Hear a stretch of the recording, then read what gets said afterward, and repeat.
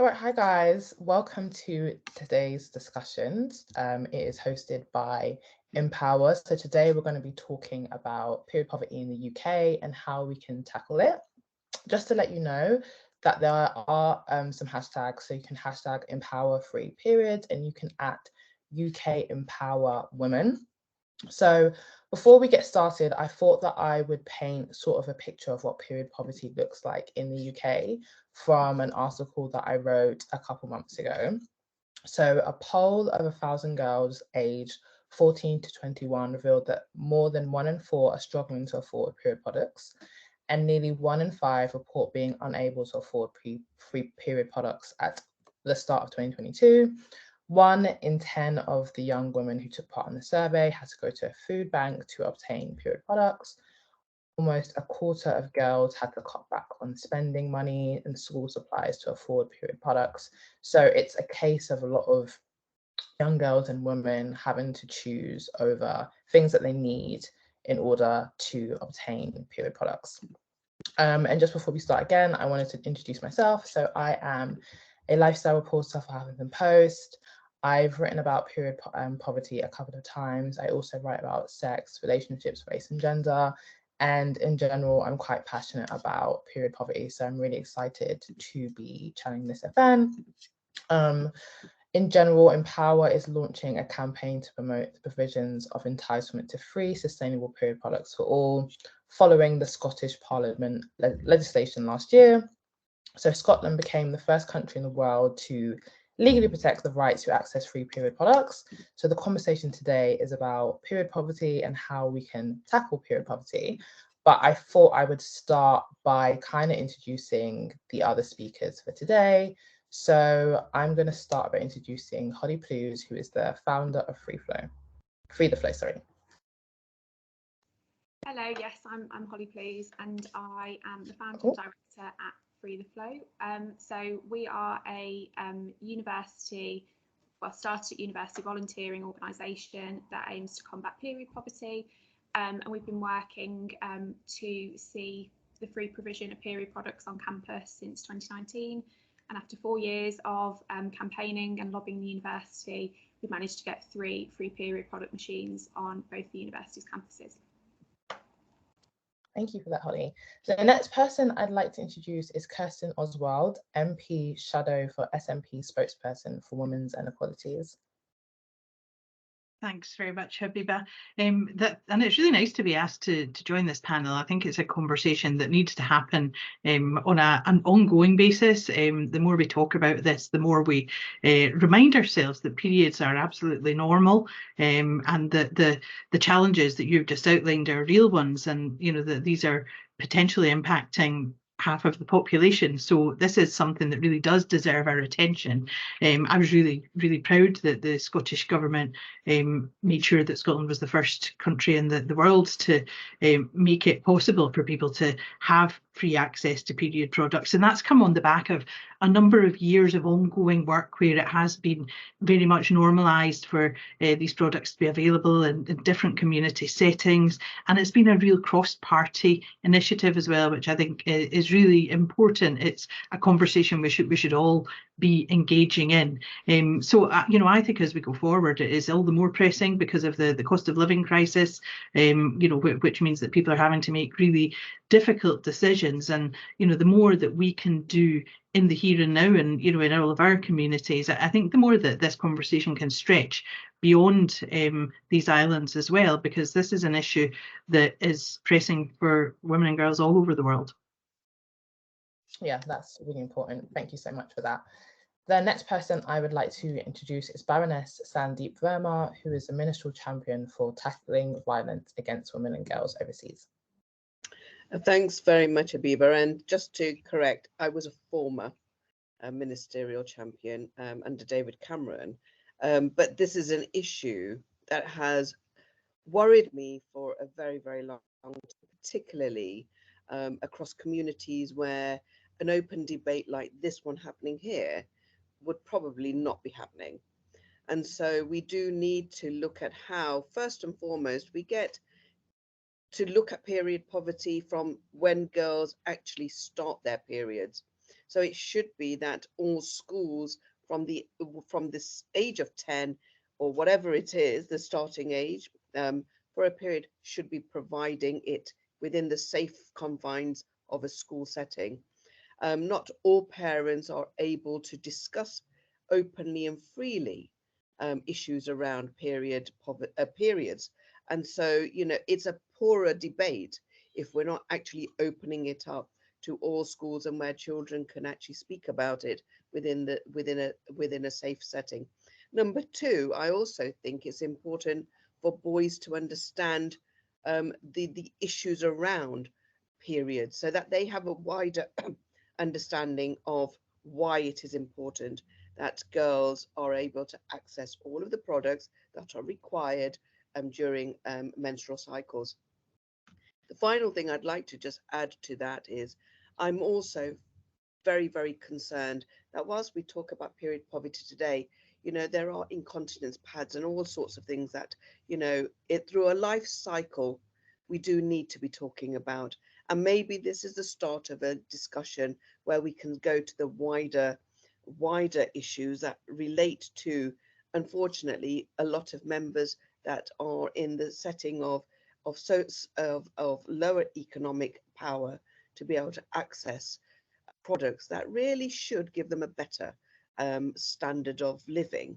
And I don't want ever to think that we shouldn't have an instance where it is a choice that needs to be made. These products are a daily, monthly usage, and like everything else in life, they are a natural, normal cycle that we need to understand is going to happen, and therefore we need to factor that in, just like we factor in lots of other things in our daily lives. So I'm hoping that today's discussions will lead us to be able to formulate a way of where we can get politicians and parliaments to understand the need to make this. Scotland, of course, has done it, but it's a wider discussion. I look at different countries and what they're doing, and certainly the adverts in places in South Asia are beginning to raise this quite openly on the television screens. So I think it's maybe time that we start thinking about how do we promote public health in a way where we don't have to put it into hushed discussions, but rather more as an open discussion. Thank you so much for that. That was great. The next person I would like to introduce is Mark Newty, who is a Cabinet Member for Adults and Health of Surrey County Council. Hi, Habiba. Good afternoon, everyone. You've stolen my thunder there. That was my opening line. As you've said, I'm the Cabinet Member for Adult Social Care and Public Health in Surrey. And I was very lucky to have the privilege of launching our project, which was called Period Dignity, which enables people across the county of Surrey to access free period products and or donate period products for that cause, predominantly based in and around our library network, of which we have 52 libraries, all of our public buildings, that's our Surrey County buildings and our borough and district buildings, and quite a few private companies have also taken us up on the challenge. This is in partnership with the charity Binti International, who campaign tirelessly for period product and period dignity, which I think is the important thing here. And the very important thing about our scheme is that people can literally walk in, pick up period products. They don't have to ask for them. They're easily available, discreetly available, and people can donate. And the good thing about that is it's raised public awareness, and people have been incredibly generous. We launched this in 2021. It's still going. It's still been very successful. And the feedback that we've got is how important it's been to many girls and women across the county who find themselves in a very unfortunate position of not being able to afford just the very basics of life. A lot of people will look at me and say, oh, you're in Surrey. Surrey is one of the wealthiest counties in the country. That's not necessarily the case. And we have huge areas of deprivation, and a basic need such as this is now available free for anybody who needs it. Thank you for that. That was really important. The next person I would like to introduce is Mark Gwen, who is a strategic lead for Wokingham Borough Council. Hi, thank you, Habibi. I'm glad to be here to be able to share some of the things we're doing within Wokium to try and really improve access to period products, expanding it from what we were doing at this last year and previous years around disposable products to really get much more understanding about reusable products and getting access to those within our libraries, within our community venues, and working in partnership with local voluntary community sector partners and not-for-profit organisations to be able to deliver this. And think about how we not only make the products available, but help people understand the benefits of it, the savings that can be made, and the impacts that it can have on the environment, as well as reducing costs. So we're really coming at this from as part of our tackling poverty work, which I lead on, to link it in with the climate work and really expand that availability right across the borough, so that it is much more accessible and people can feel no stigma in going and asking for things. So we're coming at it very much from the climate and the poverty perspectives to try and really have greatest impact, and encouraging those that can afford to buy products to do it, to enable us to provide more free products to people that are struggling financially. Great, thank you for that. And the last person I'd like to introduce, I think she should be in the room now, is Rachel Walker, who is the CEO of Bloody Good Period. Okay, I don't think that she is here. She should be. No, I am here. Apologies. Technology is not on my side today, so I apologise for keeping you waiting, but I am most definitely here. Thank you for bearing with me, and thanks for having me today. I'm Rachel, I'm Chief Exec at Bloody Good Period. We're a UK-based charity, originally established to get period products to refugees and asylum seekers, which is very much still our focus. But we've expanded to also get them to anybody who otherwise wouldn't be able to afford them. And right now that, of course, is increasing numbers of people. So we supply products to community partners like food banks, community support groups, shelters for the homeless, people leaving domestic violence situations, all kinds of different groups. And as I mentioned, we're seeing unprecedented levels of demand as the cost of living crisis really bites. We also run education sessions specifically for refugees and asylum seekers on menstrual health, how to care for their bodies, all kinds of topics that they wouldn't otherwise be able to get access information on. And we really want to be able to normalise periods for everyone. So thrilled that that's come up in a couple of other panellists' introductions. It shouldn't be this topic of shame and stigma that we seem to still be seeing so widely. And while there are some great signs that progress is being made, and we're seeing periods mentioned in lots of mainstream places, TV shows, etc., there is still a really long way to go. So we want everybody to be able to talk about this most normal of biological functions and get the support that they need. Thank you so much for that, Rachel. Thank you for everyone for introducing themselves. So how the conversation is going to go today is I'm going to ask some questions to the speakers on the panel, and then there will be a Q&A question. Some of the questions that I have are for specific people, but the introductory ones are pretty much for any of the speakers. So the first question is, what's the current picture of period poverty across the UK? And what are the most common misconceptions that you've noticed? So anyone could take this one.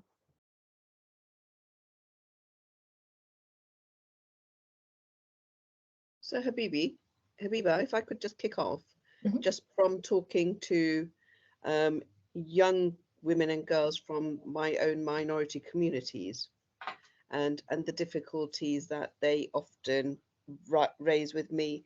One, of course, is cost. The other is asking. It's having the discussion.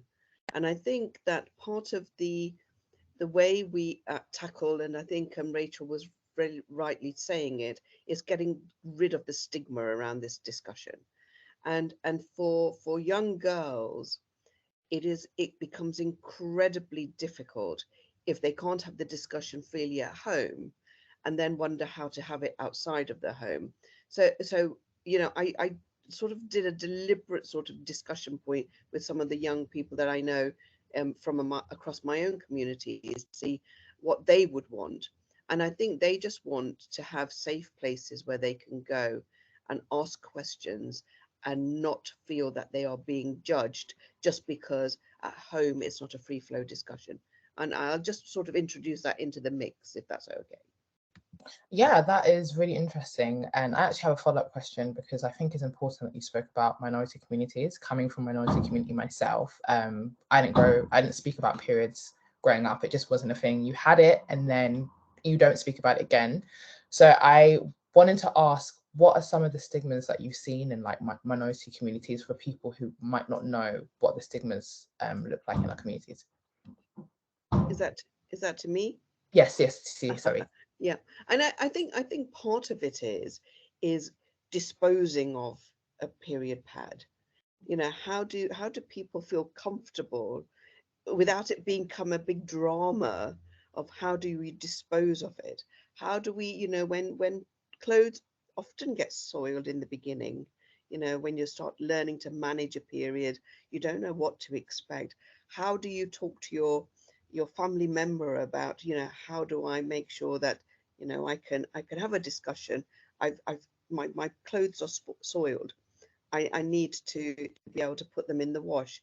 You know, I mean, there are lots of things. Like I know some communities, you know, when you're on a period, you're not allowed to go to religious events, and so they stop you. And how do we get those discussions going that actually, you know, a period is a normal process and it's not going to muddy or do anything to any event by being there just because you're on a period. So it's those sort of discussions I'd love to be able to see opening up, but becoming a general sort of more normalized conversation across all communities. Yeah, that was a really good answer. Could I come in there? Because I thought that was really, really helpful, what you said, that normalising of this conversation, because it is completely normal. The Scottish Government did an advertising campaign actually aimed at trying to reduce the stigma of talking about these things. And I suspect that, you know, that's something that we could all have an input into, because it is absolutely the reality for half of the population. And, you know, some people will have various medical reasons why it might be the reality a bit more than they would like. You know, that there are lots of medical conditions that affect women, which, you know, can make periods even more challenging than maybe anticipated, and make these conversations all the more important. And I guess because of that, I think that knowing that the products are there, they're there to be taken. You don't have to ask anyone. It's perfectly understood that that's why they're there, and that you should take them from public buildings is really important. And I know that in my local area, but how do we look before I came online? And there are even more places than I thought where these products are available. And what Mark said earlier about reusable products is important. And I hadn't realised how available these are to me in my local area. So, you know, that's maybe a takeaway for me as well. The final thing I wanted to say in terms of stigma goes back to something that Rachel pointed out. You were talking about people who might not have the same access to different facilities or to cash. And I think one of the things that concerns me are people who may have no recourse to public funds, and how on earth, unless there are free products, you know, as there are in my area, someone is meant to deal with that. That's an impossible situation for women to be in. Yeah, thank you for that. That was a great answer. And this question again is for anyone, any of the speakers. Why should free period products be introduced across the UK, and what is the current impact of a lack of provision? Shall I take that one from the charity perspective? I think it's really interesting that we've delved right into the conversation about normalisation right at the beginning, because it's so tempting to think that this is just about products. And of course, products are important, but without this education and normalisation piece, we'll really struggle to get lasting impact and really reach this state of menstrual equity that Bloody Good Period is most definitely striving for. So education and normalisation definitely needed, and great to hear about other places where that is starting to happen. On products, as I mentioned, they're essential, and people are now being forced into making impossible choices between life's essentials. I don't know if people saw the tweet that went viral last week from someone claiming that period poverty is apparently a myth, because you can get some tampons that cost you no more than £13 a year, and they will apparently do the job. So if you haven't seen that, then please go to Bloody Good Period's Twitter account and read our pin tweet, which unpacks, I had a lot of fun writing this thread, unpacks why that is not true and all the issues around why it's not just about cost, it's about access. It's about having products that actually work for you. As we say at BTP, everybody deserves a bloody good period. That does not mean cheap products that probably won't actually do the job. It means safe and effective products that meet your needs and enable you to care for your body in a way that works for you. And right now, because of the cost of living crisis, too many women and people who menstruate are not able to make the choices that they need to, because household budgets are being just impossibly squeezed, and the needs of people with periods are being pushed further and further down the priority list. And that's why we're seeing record levels of demand. So last year we distributed 87% more products than we did the year before. That was already up on the year before because of COVID. Now we have the cost of living crisis. And we really don't think that this is a matter that small charities like BGP should be having to deal with. This should be taken care of as a matter of human rights. If I could just kind of follow on from what Rachel was saying there, I think it's a really interesting point that we're discussing, this idea of normalisation. And I totally agree that that really is going to be the thing that ensures longevity of any project within this space. And I think we don't necessarily understand yet the ramifications of the narrative that's around us, around periods, because it is so entrenched. So, you know, from in terms of how period products have been advertised recently, I know Bloody Good Period have done a lot around actually making sure that the liquid used to show the absorbency of pads is no longer blue. You know, and that's been a fairly recent development. But, you know, the narrative that's around us in that, you know, saying sanitary products or menstrual hygiene products perpetuates this idea that it's something dirty, something that shouldn't be spoken about. And as a result, it attaches so much shame to what is, as we've all said, a natural bodily function. And I think this again goes deeper in that, you know, it's this idea that we cannot talk about it. It's so taboo. We can't talk about it with people around us. We can't talk about it on a bigger sort of platform.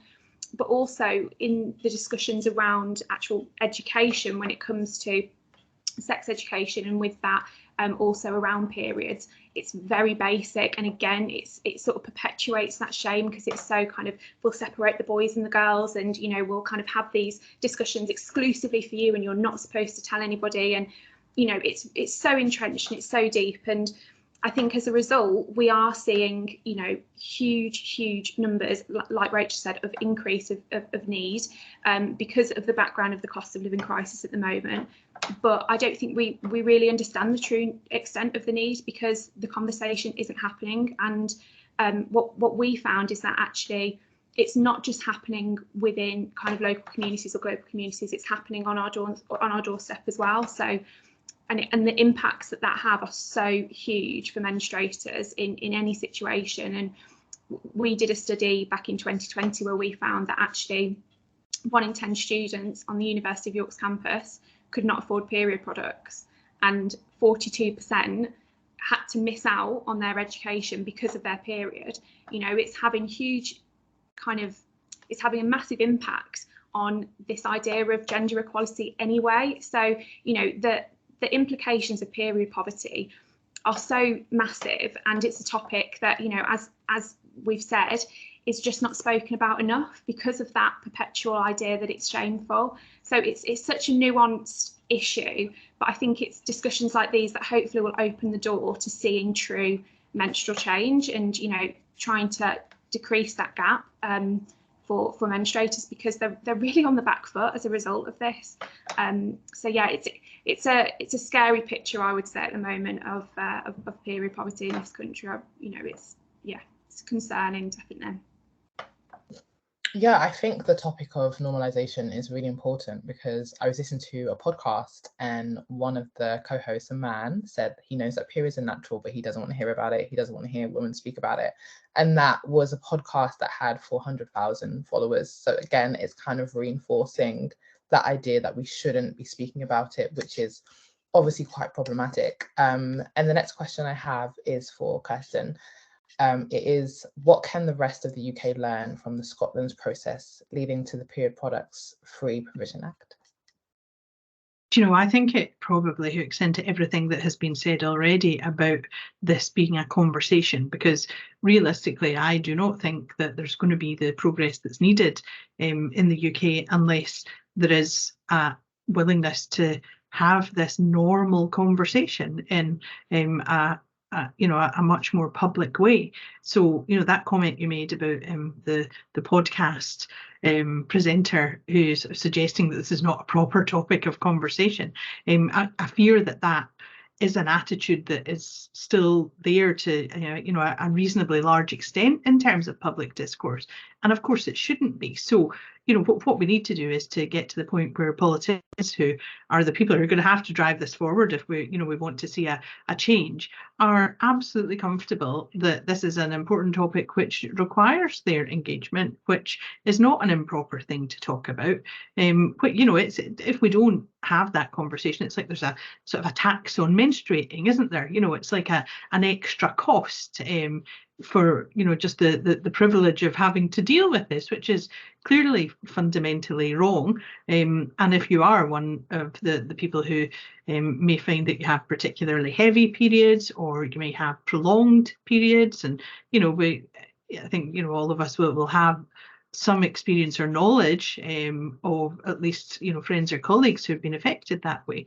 These people all are disproportionately affected by these conversations not happening at the heart of government. So there is no substitute for just talking about it as if it is normal, as it is, and that, I think, will be the thing that drives change.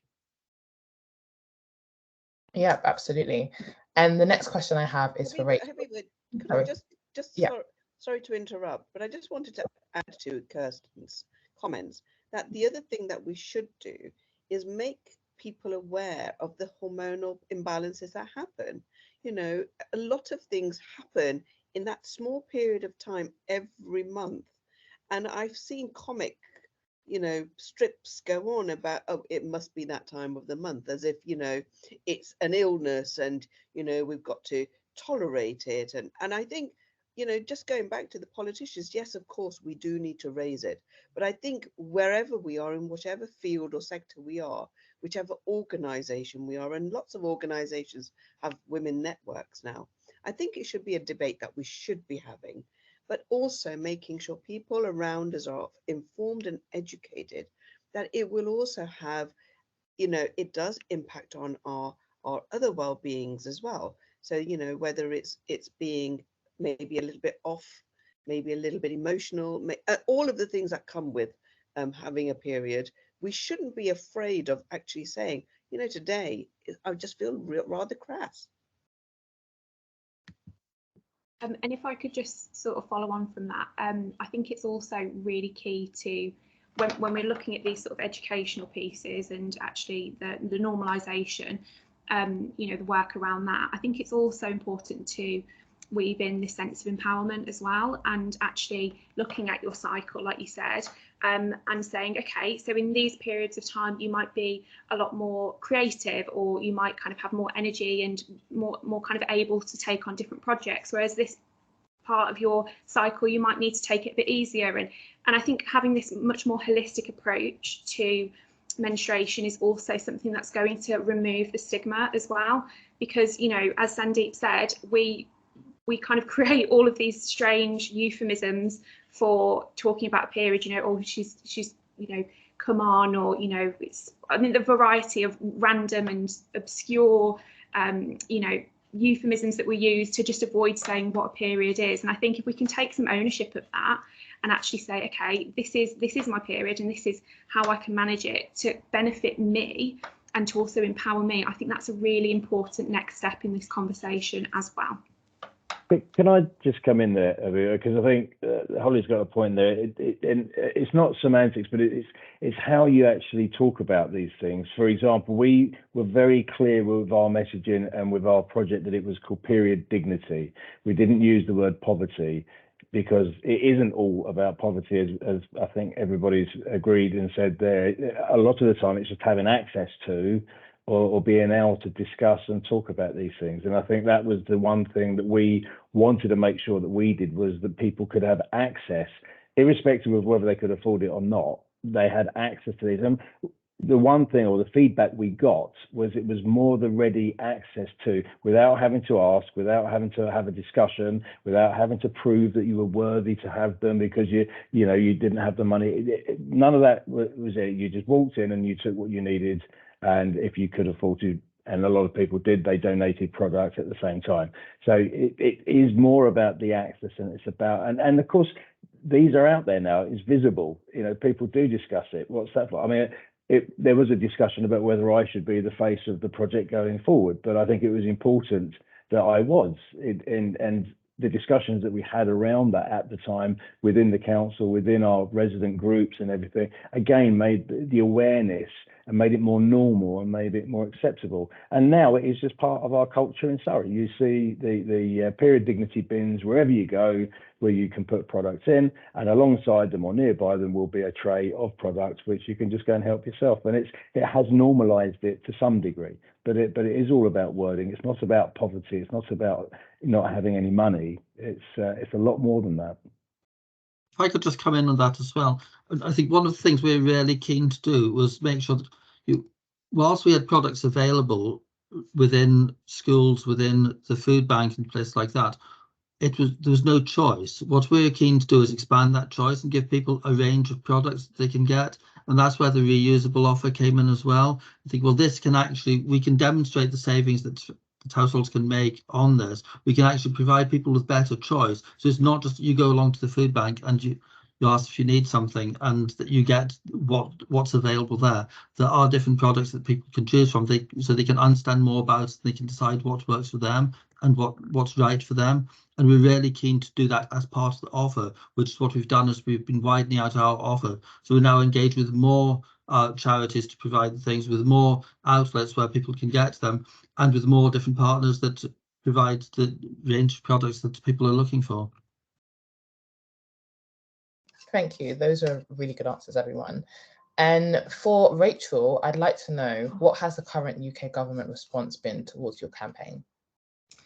So back in 2019, the government formed a task force on period poverty and announced that £250,000 would be allocated to finding solutions to tackle it. That task force was paused in 2020 because of the pandemic. Nearly 4 years on, still no next steps about what that task force will do next. If anything, that money has not been spent nor allocated. This time last year, we asked the government what was happening. We did get a response. It took a while because we had to write to a lady by the name of Liz Truss, who apparently did a few other things last year. But the response very much focused on provision of products in schools, which is absolutely brilliant. It's a great step. There are definite issues, though, with the implementation of that scheme. You can read more about that on our website, but we regularly talk to schools who are still unaware of the scheme or who have been allocated funding that doesn't meet the needs of the people in their school. And Girl Guiding have done some research that shows it's definitely not meeting all of the needs of young people in schools. But even putting that to one side, there are many other groups of people affected by these issues who are just not being supported by government provision at the moment. Refugees and asylum seekers being one of them. We work with people who have been through indescribable trauma, who get no additional allowance for menstrual products. So Kirsten used the phrase "a tax on menstruating." Absolutely, it comes at additional cost. And if you have no recourse to public funds or are living on very limited funds, the cost of these products is often completely prohibitive, especially if you have a menstrual health condition, which means you might have a heavy flow, especially if you are caring for dependents who have periods as well. So we've heard stories about families of 5 people who have periods who are getting no extra support for the fact that they have to buy these products every single month.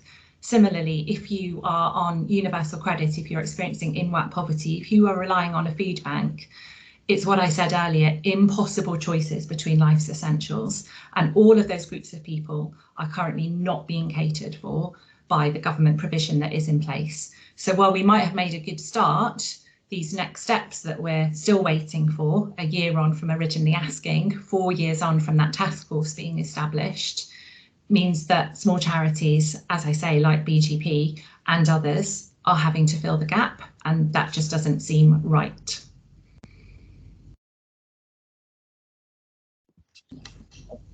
Oh, I don't know if anyone else wants to say anything. Yeah, I would like to just add to that. I think that we do need to, and Rachel, I would suggest you do, is write to the Women's and Equality Select Committee and ask them to actually raise it as a wider subject matter, because, you know, you're right, schools are important, but at the same time, so are, you know, the very groups that you've mentioned and beyond. So I think they will actually look at it through inquiry and in evidence taking, and just see where government and all political parties are held to account. So I think it's a useful exercise for us to be able to do.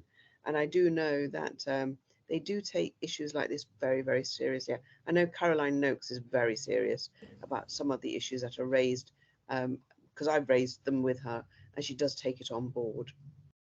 Thank you for that. Yeah, we are absolutely planning more campaigning on this topic in the coming weeks and months. People can find out more about that on our website and social media, but we'll definitely be doing that. Thank you.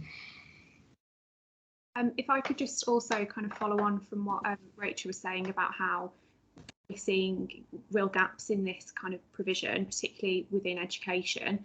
That's kind of how Free the Flow kind of came to be, really, because the scheme that provides free period products in schools stops at further education.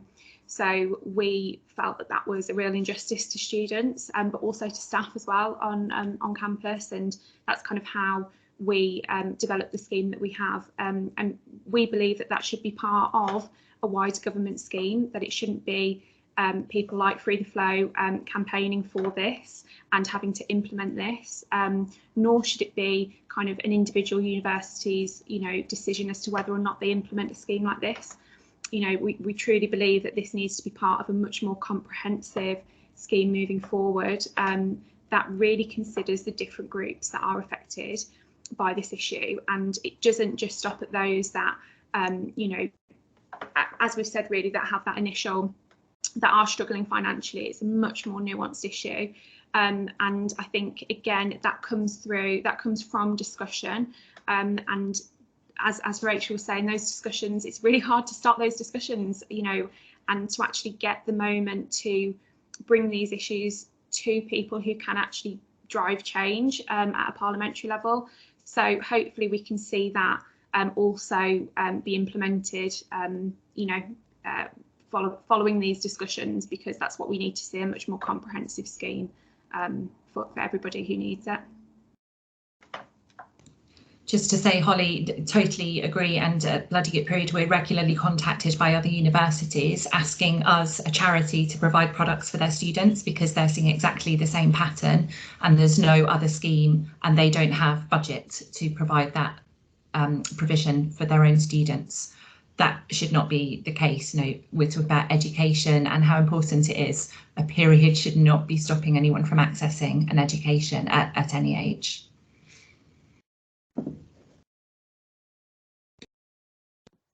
Oh, Sandy, did you want to speak? You're on mute. Yeah, sorry. Is Kirsten still online? I'm here. I'm listening carefully. I was just trying not to come in all the time. Yeah, Kirsten, is there an all-party parliamentary group? I don't know. On this issue, I don't think that there is. There's a lot of, I think, probably quite relevant groups. I think that the Select Committee is a good call too, but I know that when I've done work looking at issues to do with polycystic ovary syndrome, for instance, and endometriosis, and also menopause, it strikes me that the various groups which are looking at all of these topics also will have an interest in this as a topic, because you will have different needs in terms of period products at different times, whether that be at different times of your menstrual cycle or at different times of your life, and I think all of these things come together, and I would certainly support what you say about looking to see whether the Women Inequalities Committee might have an interest in looking further at this. But I think it goes beyond that. You know, this is a fundamental issue of women's health. It is an issue of dignity. You know, people should have the right to be able to go about their lives without having this particular worry hanging over them about whether they can afford these products, whether they can actually go out of the house to go to work or to go to, you know, wherever else it is that they need to, or whether they can't. And, you know, if these aren't available free as they are in public spaces in Scotland, there are stories, we all know them, of people who have had to make really challenging decisions, and that might involve them you know, stopping doing things, whether that's going off to education or to other places, just because they can't get access to these basic products. Just to come in on the question about APPGs, there was one on period equality, but it's no longer functioning. So we are looking, to Kirsten's point about others where the interests cross over, because of course there are so many intersecting issues here and lots of relevant places that we're trying to talk to, and we'll be doing much more of that in the coming weeks. Thank you for that. I also had a question for Mark Newty. The question is, how did the partnership with Binti International come about, and how has it benefited the people across Surrey? Quite by luck, really. Manjit Gill, who runs Binti, is one of our local constituents, very passionate in what she does and what she promotes. And just to be fair to her, she saw the opportunity locally to where she was in the local library, and then contacted Surrey County Council and said, look, you know, we can do this locally, but wouldn't it be great if we expanded that right across the county? And to be honest with you, after a 10-minute conversation, it was a no-brainer. They've been very supportive in providing product and advertising to do this, and we've helped in, obviously, in providing facilities and restocking and this sort of stuff. So it was by chance conversation. A lot of the good things in life happen like that, don't they? But the benefits across the county and continued benefits, library staff, quite often people come up to them and actually say thank you. They don't have to. It's not how it's operated, but they do because they appreciate it. And it's quite. It opened my eyes when we had the initial conversations to the stigma, if you like, that was out there that was obvious in certain areas of our communities.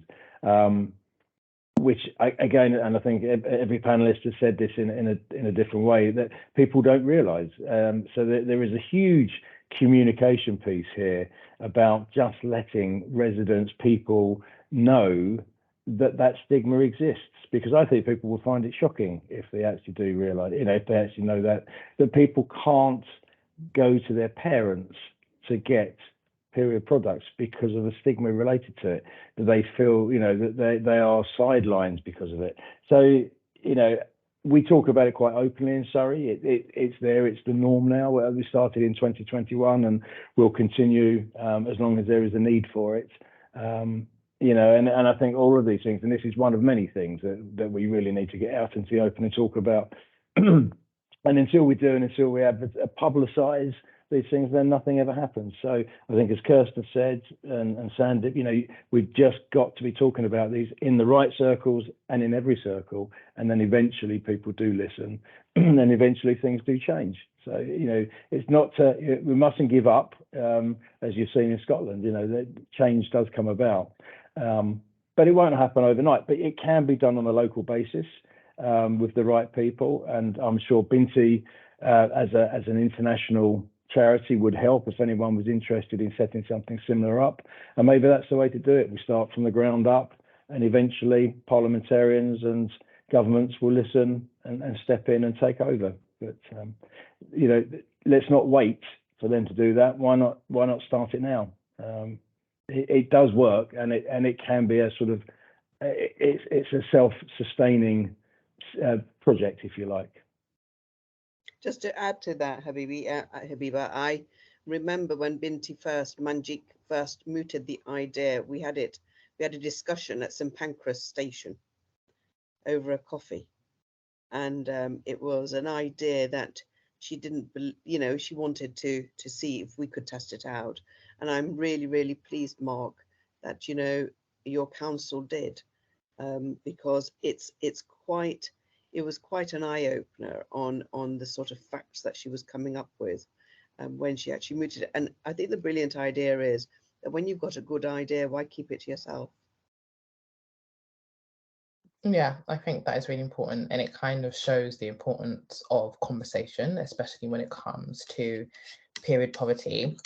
And I have another question for Mark Gwen. How was your pilot scheme?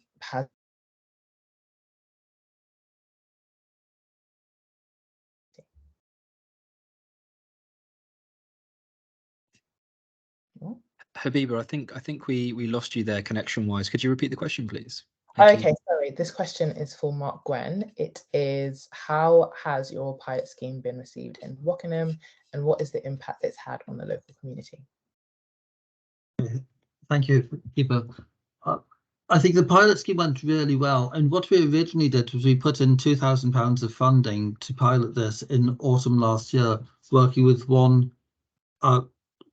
with one provider and 2 charities to just see how it went down, what demand there was there.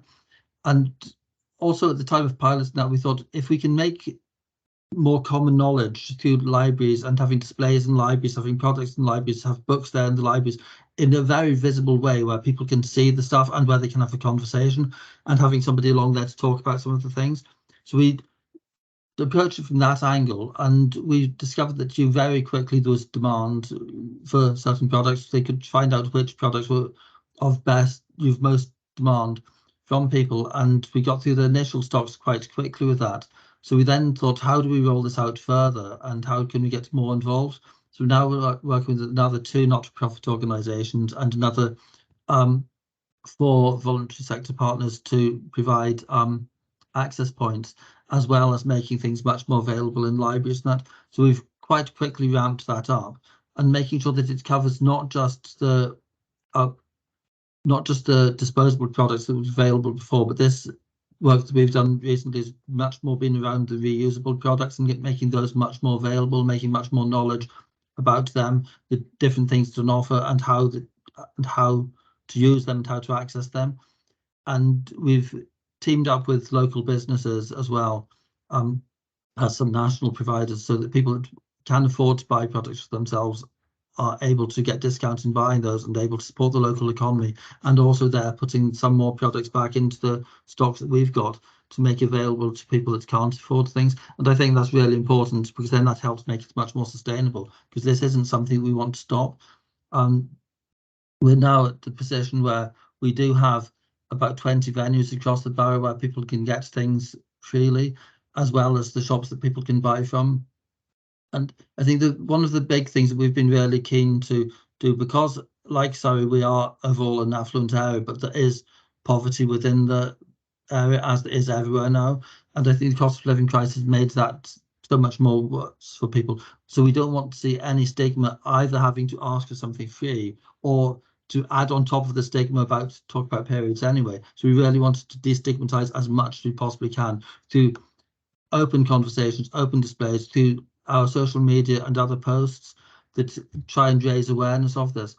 I think in the very first email that we did about this, the offer that we got around our period products, then that was the 3rd most clicked on link in that email, just behind energy advice and debt advice, which was really quite telling, because there's about 20 different things that we're promoting in that to people that could be looking for support. So it was quite clear right at the beginning this was something that people were wanting to be able to access and to know how to. So we're really keen to now be rolling it out further and extend it more and continue to do so over the coming months. Thank you for that, Mark. Tom, I'm just wondering if we should now open up questions to the floor. Yeah, it looks like we've got a couple of published questions there, so by all means. Okay, hang on. Let me have a look. I don't know if I can see them. Sorry, I think. No. So we've got 2 questions. I'm happy to ask them if you like, Habiba. Shall I do that? Yeah. Yes, please. just conscious about time. So the first question here is to all the panel. So please, obviously, raise your hand if you'd like to come in on this. How can we make sure that more research is done into the medical aspects of menstruation? Conditions like endometriosis take an average of 7 years to diagnose due to stigma and lack of research. So would anyone like to come in about the medical aspects? I would love to come in about these medical aspects, so I'm just jumping right in there. I am a sufferer of polycystic ovary syndrome, which causes all manner of interesting and sometimes unwelcome havoc with your reproductive system, including your periods. And I know that those who suffer endometriosis would have their own tales to tell of the real challenges which this causes for them in their lives. So, you know, I know from the Scottish Government perspective, the Women's Health Plan and the Women's Health Work is really welcome on that, but I think all governments need to absolutely put their mind to this, because the blight on women's lives from these conditions is absolutely real. It's absolutely, I think, underappreciated, and there's a huge gap in knowledge in terms of the general population. You know, go off and Google and you will come back and tell me that you cannot give any information about what happens during and after menopause to women who have PCOS, for instance. And you know, you could read that across to any number of different conditions that impact on menstruation. So I think that the bigger and the more conversations we can have about this, it's the same deal as it is with talking about periods and period products. People don't know, they're not comfortable talking about it. It means it becomes something that is stigmatized and somehow not proper for discourse. But the opposite is true. Half of the population could be affected by these things. And I think it's great that that was the first question. It means that there are more and more people who are willing to engage in this conversation. If I could just kind of follow on from what Kirsten was saying there, I think that's a really key point about this idea that a lot of the reason why we don't have the information necessary to really support menstruators with these additional conditions is to do with the fact that it's not spoken about. And I think also it's this kind of remnants of hysteria as well. And the Latin root of hysteria is womb. So I think it's so intrinsically linked, this idea that a kind of condition you know, experienced by typical, you know, women is related to this idea of being hysterical and not having it being taken seriously. And that's why we're seeing such delays in getting these endometriosis diagnoses, for example. And I think you're completely right in that we need to be discussing them in order to really try and remove and destigmatize that shame that's attached to it as well. And just to build on Holly's point, we've talked a number of times about how these issues cross over with each other, but I think the really interesting thing here is around shame and stigma and language again, because something we see time and time again is that when going to GPs or to get medical help, that people are told period pain is normal and all part of the process and something we just have to put up with. And that is just not the case. If you are being debilitated by period pain every month, that needs more investigation. So we need more confidence for people to be able to go to the doctors, but we also need more training amongst our medical profession to make sure that women's pain is being taken seriously. The gender health gap's well documented, but with periods specifically, it has very specific consequences that we need to be addressing.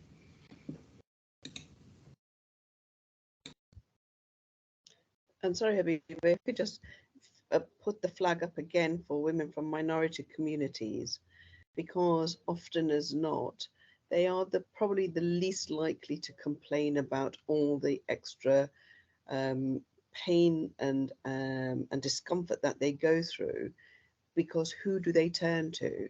Most of the time, they sort of live in communities where they don't go out much further than where they live. So the people they will speak to are people who will not want to talk about these subjects openly. And I do worry a lot. I mean, COVID taught me a hell of a lot about how people kept silent on lots of other issues. But, you know, these are particular ones that communities we've got to find a way of making a safe space for them to be able to discuss these things too. And as the populations grow, I just feel that what happens is that the girls in those families then reinforce the fact that they won't speak about it either. And so I have a natural worry about it. I mean, I was fortunate enough to grow up in a family where my mother explained what was happening to me, because it was the biggest shock of my life at age 11, to suddenly, you know, find myself bleeding, and I didn't know why, because the conversations in those days were never going to happen at school. And so I think, you know, and I just come back to the point, you know, boys, girls, we all need to have it as a general conversation that happens in families. You know, we talk about it openly in our families with our son and our, you know, and other male members, just so that people know when somebody is going through a menstrual cycle, that, you know, that there may be days where they aren't as they are always seen, and we need to make sure that we therefore are supportive, or more supportive. So I think it's just about trying to make that a comfortable conversation. Great, thank you for that. I think that's all we have time for. Is that right, Tom? So we do have up until 2 o'clock. So I could potentially ask another question, as we've got a couple in, but I'm not sure if everyone's what everyone's time is like. So are we happy to do another question? I've got to Yep. go off, if that's okay, Habiba. Okay. Yeah, that's fine. Thank you so much. Thank you. Thanks. So we'll ask another question here. So we've got one here from Rosie. So when talking about period poverty and dignity and women's economic situation, the underfunding of the women's sector comes to mind. Women's organisations are trusted, safe places for women to access period products and also receive holistic and practical support, yet they receive very little sustainable funding. You know, Rosie here was just wondering if any of the speakers, any of the panelists have observations or reflections on this relationship. Again, I'm happy to come in briefly. I know others might want to come in too, and we don't have a lot of time, but I think that it's actually a really thought-provoking point that's been made, because these are the organisations which are there to help us in the most difficult of times, when we are our most marginalised. And again, that this is such a gendered question, and you're amplifying the difficulty that people are facing if you're looking at a lack of resource, a lack of access to services, a lack of access to practical things like period products as well. So I think it is probably quite an important thing for us to reflect on, and probably also important for us just to know our appreciation to the people who do work in that sector. And I'm going to stretch my or chance my arm a little bit and just say that I'm also very appreciative of the work done by the groups that have come on this call today. I think it's really important, and also the other groups, social enterprises, charities, and so on, who are working in this area, and also the folks in Scotland who kicked a lot of this off. People like Monica Lennon and Gillian Martin, MSP, and the Women for Independence group, who've been working on this for a long time. We all have an in to work in these areas, and I think that the connection with the women's sector is a really, really vital one for us to think about.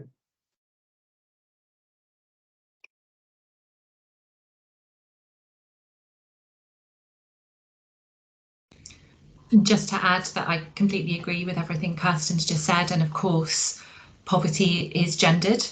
So to pick up on Kirsten's phrase that I've already mentioned, because it's so apt, the tax on menstruating, the tax on having a body that has periods is absolutely significant and has implications for people's lives. So we think it's time to do something about that and not just ignore it or pretend it doesn't exist.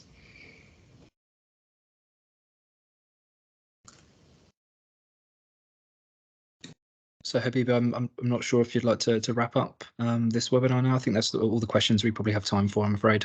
Okay, great. Well, yeah, thank you everyone for joining. It's been really It's been a really productive conversation, and I know that I've learned a lot and there's been a lot to take away. If you'd like, you can follow UK Empower on Twitter, and I hope that this conversation sparks change and action. But yeah, thank you so much for joining, and I hope to see you guys soon.